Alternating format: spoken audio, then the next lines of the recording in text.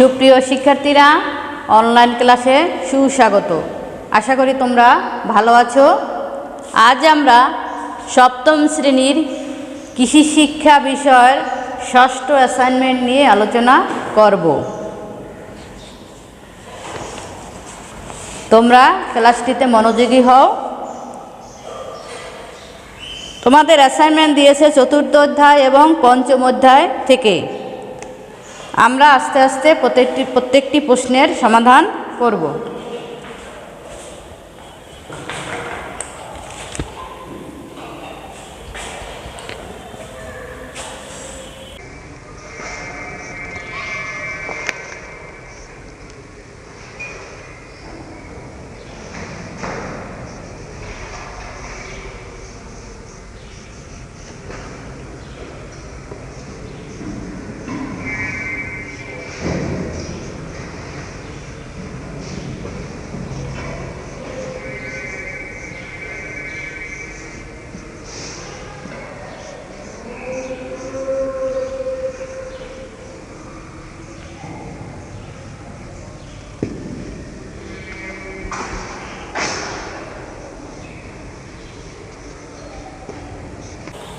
আমাদের প্রথম প্রশ্নটি হলো, ফসলের মৌসুম বলতে কি বোঝায়? তোমাদের এই প্রশ্নটা দিয়েছে পঞ্চম অধ্যায় চতুর্থ অধ্যায় থেকে। ফসলের মৌসুম বলতে কি বোঝায়, অর্থাৎ এক একটা ফসল এক এক ঋতুতে ভালো জন্মে। কোন মৌসুমে কোন ফসল ভালো জন্মে সেটাই হলো ফসলের মূলত মৌসুম।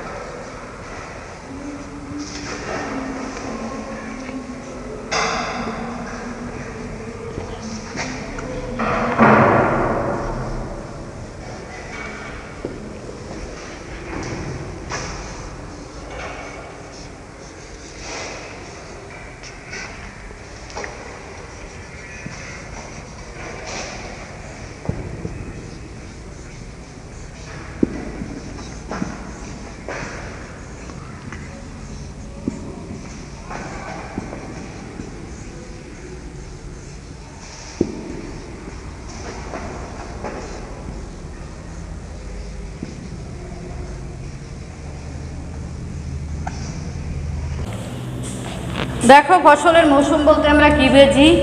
একটি ফসলের বীজ বপন থেকে শুরু করে তার শারীরিক বৃদ্ধি ও ফুল ফল উৎপাদনের জন্য যে সময় নেয় তাকে ওই ফসলের মৌসুম বলে। অর্থাৎ ওই ফসলটা জন্মাবার জন্য কোন সময় বীজ বপন করতে হবে এবং তার শারীরিক বৃদ্ধি ফুল ফল উৎপাদনের জন্য কতটা সময়ের প্রয়োজন, সেইটাই হইল ওই ফসলের মৌসুম। তারপর কি বলছে প্রশ্নটা আসলে একটু ব্যাখ্যা করতে হবে।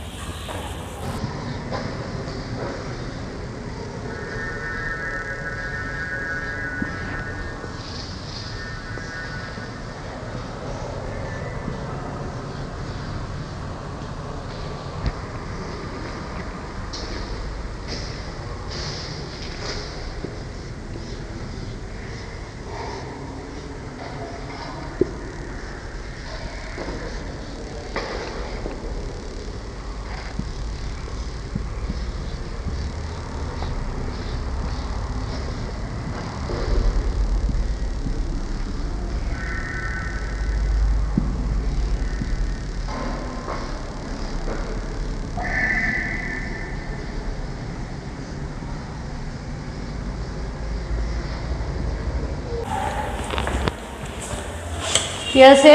অর্থাৎ কোনো ফসলের বীজ বপন থেকে ফসল সংগ্রহ পর্যন্ত সময়কে সে ফসলের মৌসুম বলে। বাংলাদেশে জলবায়ুর উপর নির্ভর করে বছরের বিভিন্ন সময় বিভিন্ন ধরনের ফসল জন্মে। ফসল উৎপাদনের জন্য সারা বছরকে দুইটি মৌসুমে ভাগ করা হয়েছে। কিসে? একটা হলো রবি মৌসুম আর একটা হলো খরিফ মৌসুম। কয়টা মৌসুম? ফসলের মৌসুম হইল দুইটা, রবি মৌসুম এবং খরিফ মৌসুম। খরিফ মৌসুমকে আবার দুই ভাগে ভাগ করছে, খরিফ 1 এবং খরিফ 2।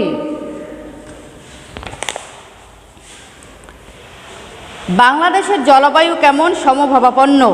পরিমিত বৃষ্টিপাত, মধ্যম শীতকাল, আর্দ্র গ্রীষ্মকাল বাংলাদেশের জলবায়ুর প্রধান বৈশিষ্ট্য। এই জন্য বাংলাদেশের জলবায়ু মূলত কৃষি উৎপাদনের জন্য খুবই সহায়ক। আশা করি তোমরা এটা বুঝতে পেরেছ। এবারে আসো, এর পরের প্রশ্ন হইল কি, রবি মৌসুম ও খরিফ মৌসুমের পার্থক্য কি?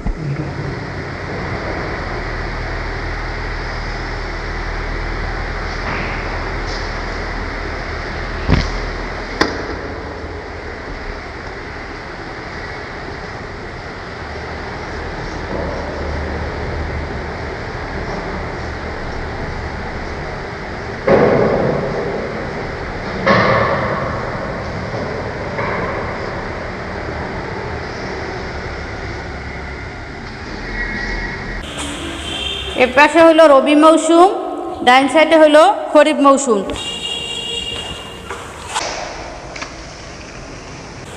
রবি মৌসুম দেখো পার্থক্যটা।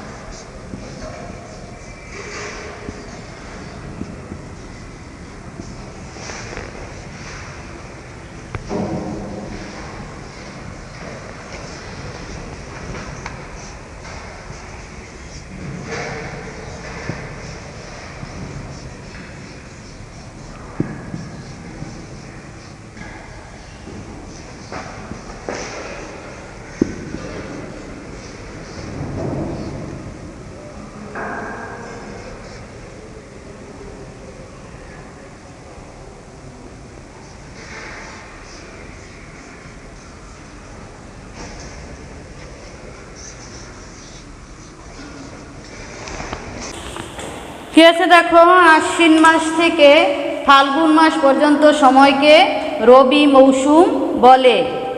চৈত্র মাস থেকে ভাদ্র মাস পর্যন্ত সময়কে খরিফ মৌসুম বলে।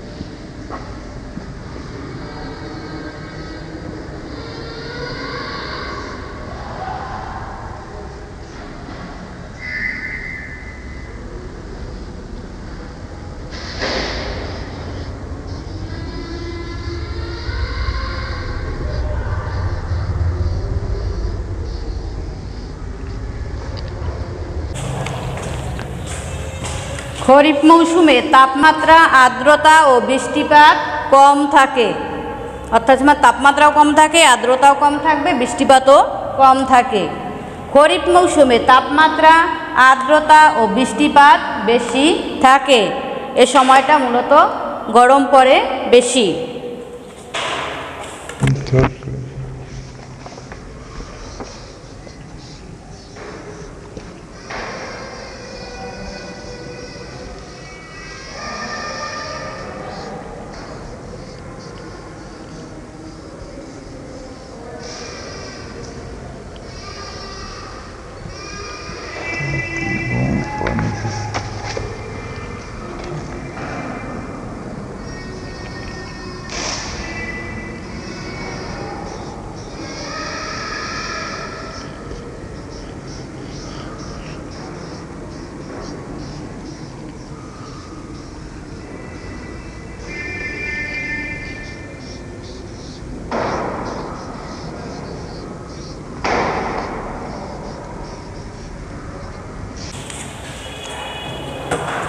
এ সময় কি থাকবে? বন্যার আশঙ্কা কম থাকে। রবি মৌসুমে বন্যার আশঙ্কা কম থাকে। এ সময় পানি সেচের প্রয়োজন হয়।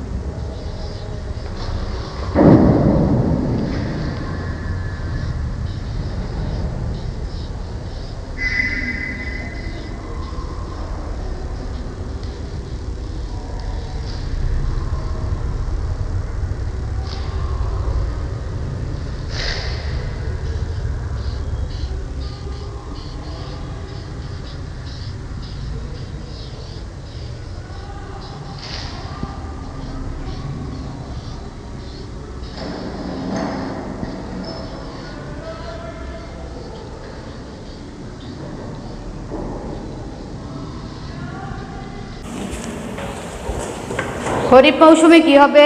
বন্যার আশঙ্কা বেশি থাকে, পানি সেচের প্রয়োজন হয় না।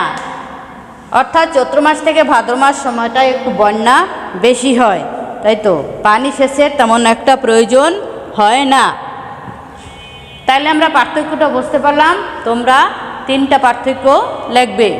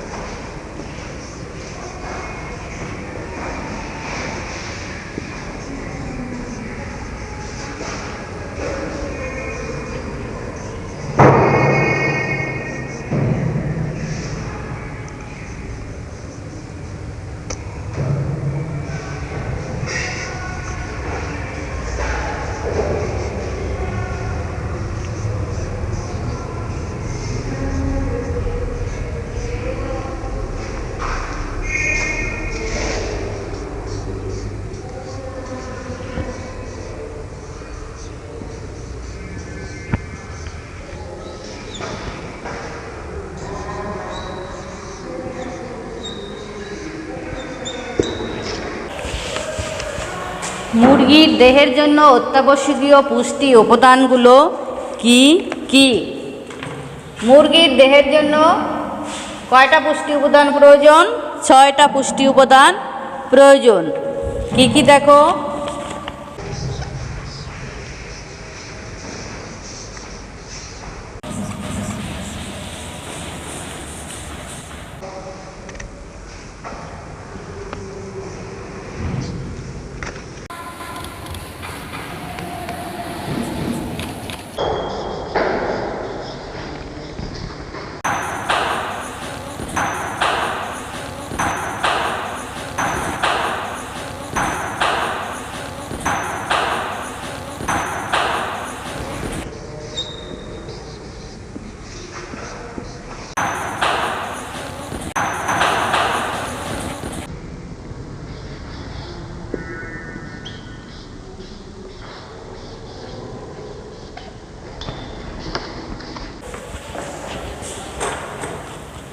মুরগির দেহের জন্য অত্যাবশ্যকীয় কি কি পুষ্টি উপাদান প্রয়োজন? কি কি প্রয়োজন? শর্করা, আমিষ, স্নেহ, খনিজ, ভিটামিন ও পানি। দেখো কি কি থেকে শর্করা পাওয়া যাবে?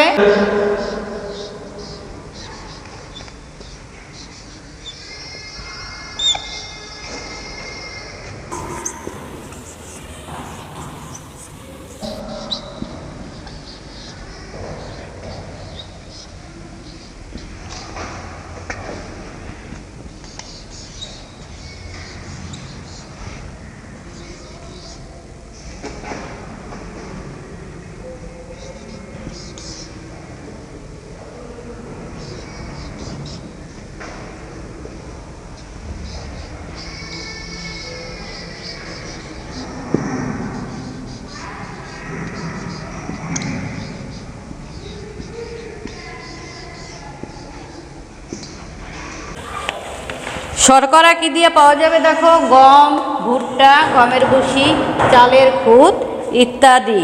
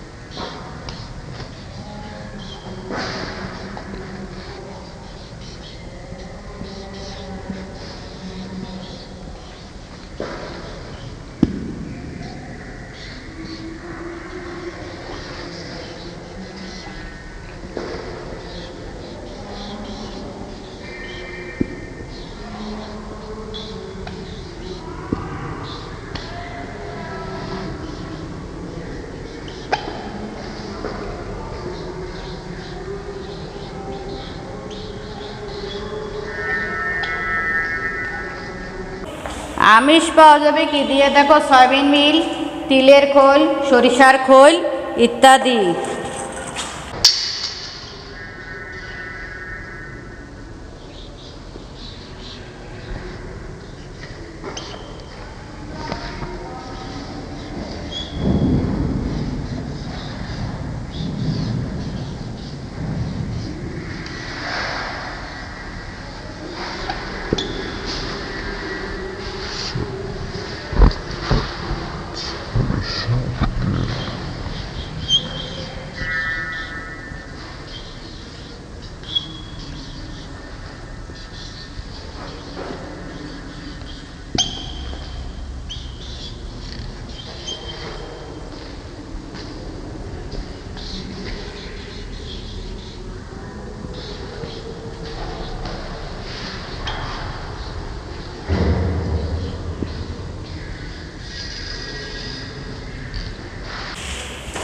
স্নেহ পাওয়া যাবে কি থেকে?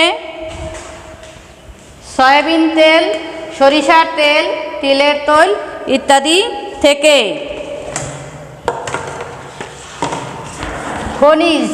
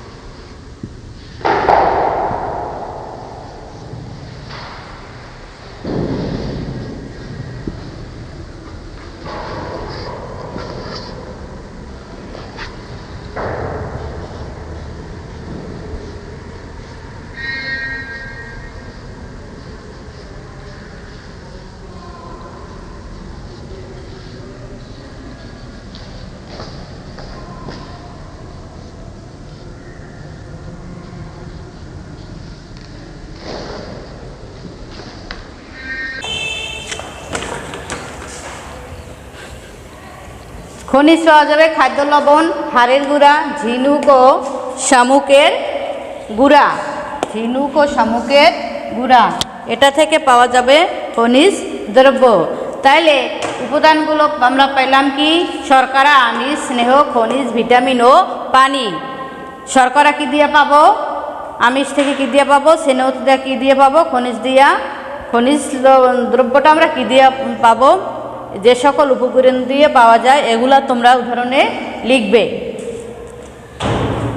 তোমাদের এখানে 4টির উদাহরণ দিতে বলেছে প্রশ্ন, কাজেই তোমরা যে কোনো 4টার উদাহরণ দিবে।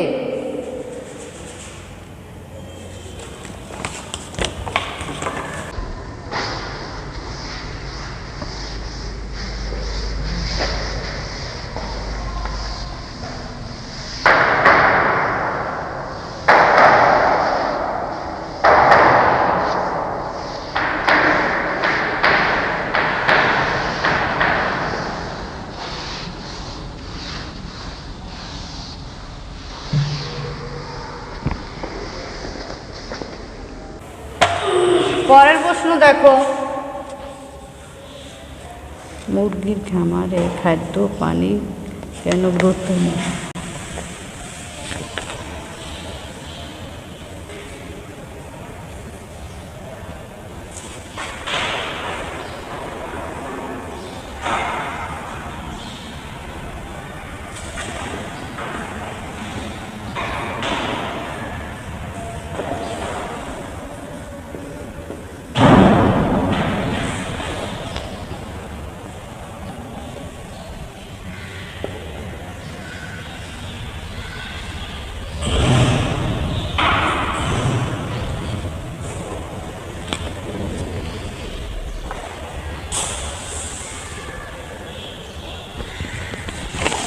মুরগির খাদ্য ব্যবস্থাপনাই হচ্ছে অন্যতম প্রধান বিষয়। বসতবাড়িতে সাধারণত মুরগি পালন করা হয় কিভাবে? ছাড়া পদ্ধতিতে। সেখানে তারা খাবারের বর্জ্য, শস্য, পোকামাকড়, শাকসবজি খেয়ে জীবন ধারণ করে। তাই এরা আসলে পরিমিতভাবে সুষম খাদ্য পায় না, তাই এদের ডিম উৎপাদন, মাংস উৎপাদনও কম হয়। বসতবাড়িতে যদি উন্নত জাতের মুরগি পালন করা হয়, ঠিকমতো খাবার না দিলে মাংস এবং ডিম পাওয়া যাবে না। তাই খামারিদের যদি মুরগি পালন করতে হলে তাদের যে খামার থেকে যে লাভবান হবে সেটা নির্ভর করবে মুরগির মাংস এবং ডিমের উপর। তাই তাদের খাবারে খাদ্য এবং পানি একান্ত থাকা প্রয়োজন। আমরা কয়েকটা পয়েন্ট আকারে লিখে নেব এখন।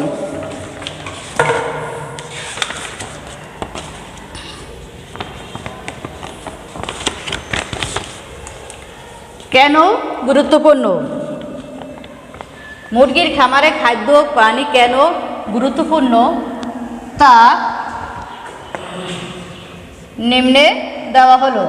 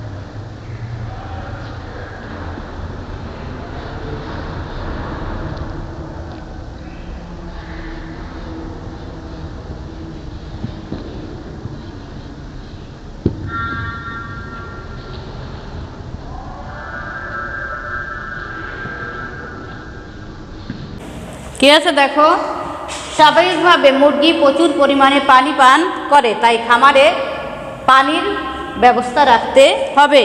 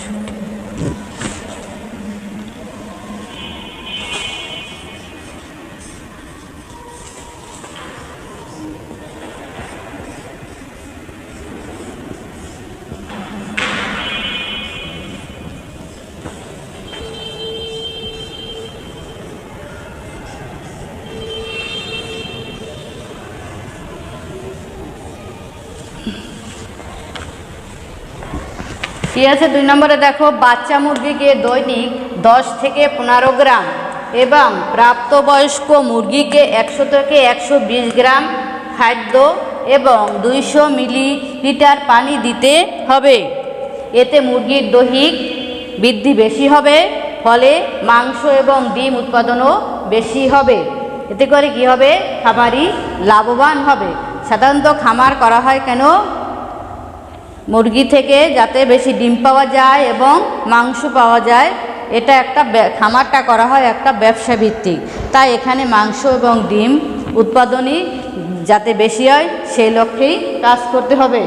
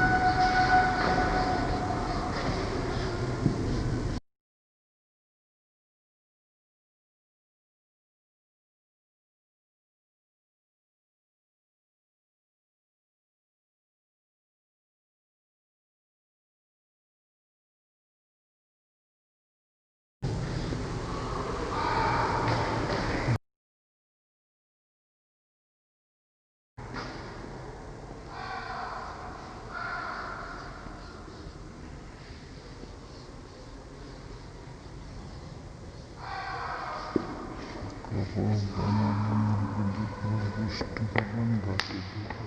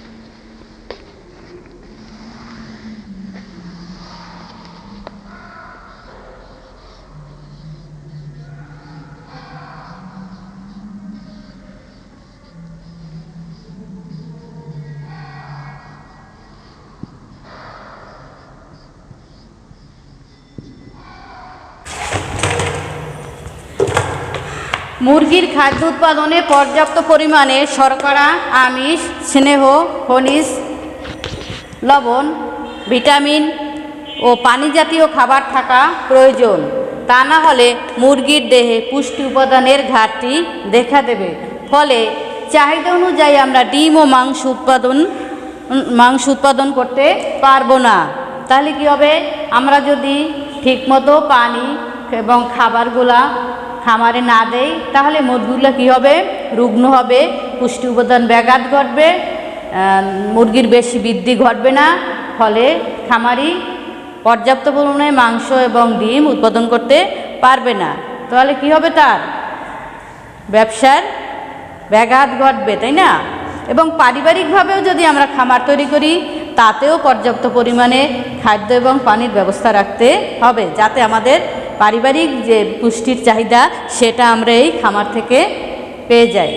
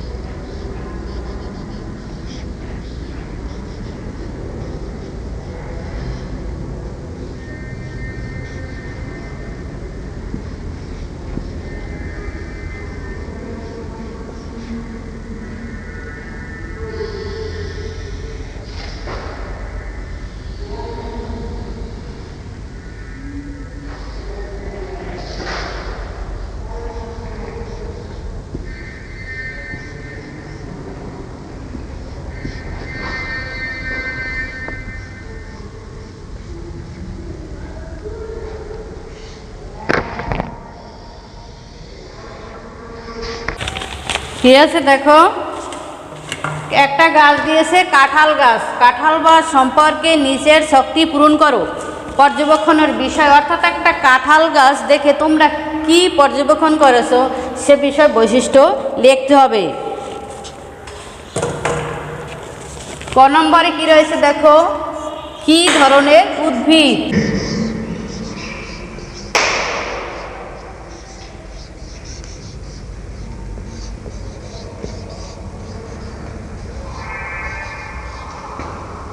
কাঁঠাল গাছটা কি ধরনের উদ্ভিদ, কি লিখবো আমরা? কাঁঠাল গাছটা কি ধরনের উদ্ভিদ?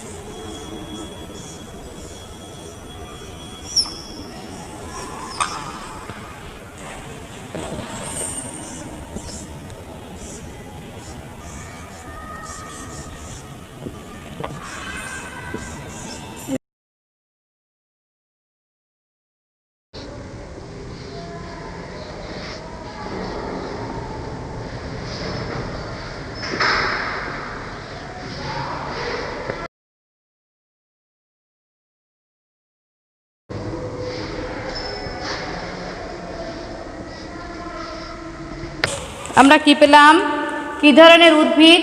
কাঁঠাল একটি দ্বিবীজপত্রী কাষ্ঠল চিরহরিৎ বৃক্ষ।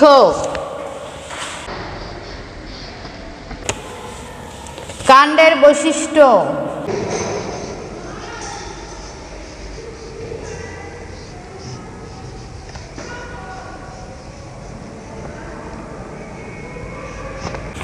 কাণ্ডের বৈশিষ্ট্য অর্থাৎ কাণ্ড কেমন? কাঁঠাল গাছের কাণ্ড কেমন বলতে পারো?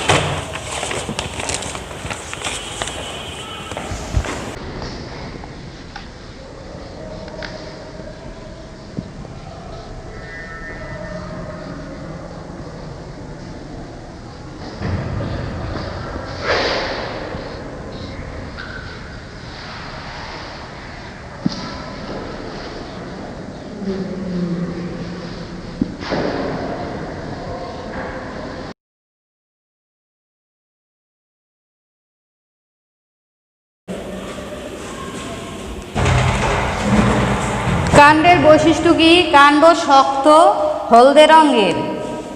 কাণ্ড প্রায় 21 মিটার পর্যন্ত লম্বা হতে পারে, অর্থাৎ কাঁঠাল গাছের কাণ্ডটা বেশ শক্ত হয় এবং কাঁঠাল গাছের সেই কাণ্ডের রঙটা কেমন হবে? হলুদ রঙের। কাণ্ড অনেক দূর লম্বা হতে পারে। এরপরে আসি আমরা বীজের বর্ণ।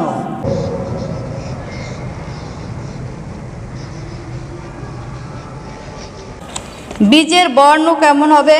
বীজ যে হয় সেটা কেমন হবে? বীজ সাদা, বীজ সাদা রঙের। বীজের বর্ণ কেমন হবে? বীজ সাদা রঙের হবে।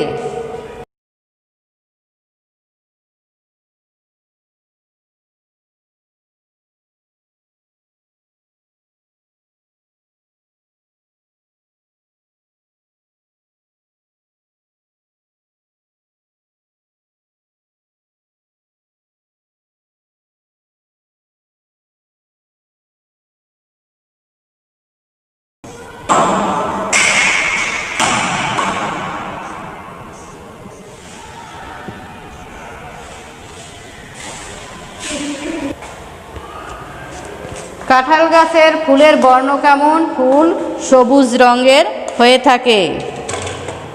কোথায় কোথায় চাষ হয়?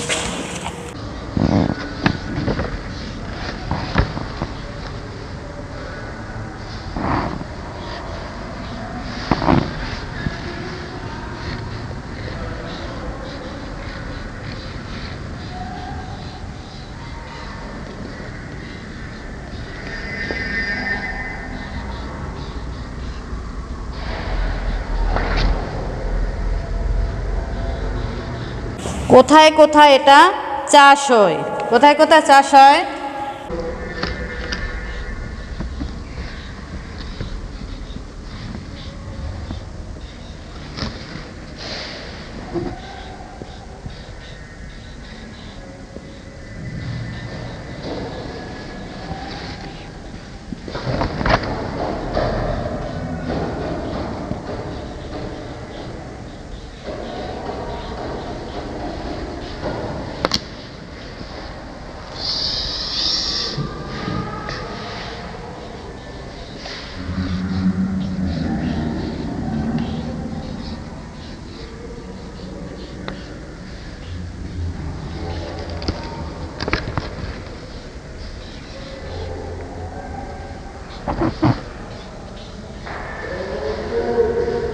কোথায় কোথায় চাষ হয়?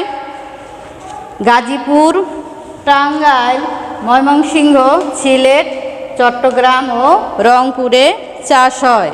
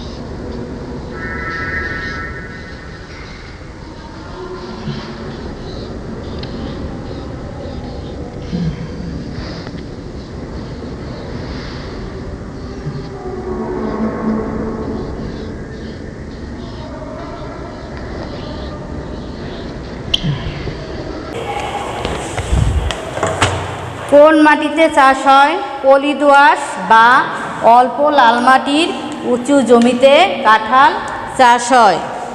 তাহলে তোমরা কাঁঠাল সম্পর্কে যে বৈশিষ্ট্যগুলো চেয়েছে সেগুলা পেয়ে গেছো। বৈশিষ্ট্যটি এভাবে অ্যাসাইনমেন্টে লিখবে। আশা করি তোমরা কৃষি শিক্ষার সবকটি প্রশ্নের সমাধান পেয়ে গেছো। এবারে ভালোভাবে অ্যাসাইনমেন্টটি গুছিয়ে লিখবে। ভালো থাকো, সুস্থ থাকো। ধন্যবাদ। শেষ করছি।